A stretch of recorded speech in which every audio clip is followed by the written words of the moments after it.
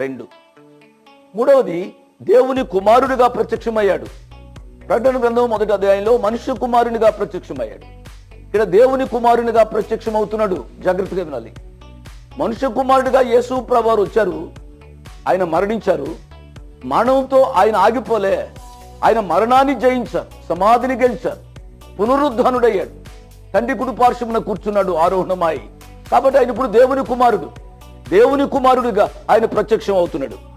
ప్రత్యక్షమై ఆ సంఘాన్ని ఆయన 6 రీతులుగా ఆయన మెచ్చుకున్నాడు. అండి, నీ క్రియలను నేను ఎరుగుదును, నీ ప్రేమను నేను ఎరుగుదును, నీ విశ్వాసము నేను ఎరుగుదును, నీ పరిచర్యను నేను ఎరుగుదును, నీ సహనమును నేను ఎరుగుదును, నీ మొదటి క్రియల కన్నా నీ కడపటి క్రియలు మరి ఎక్కువైనవని ఎరుగుదును అని 6 శ్రేష్టమైన లక్షణాలు ఈ సంఘంలో కనుగొని చెప్పారు.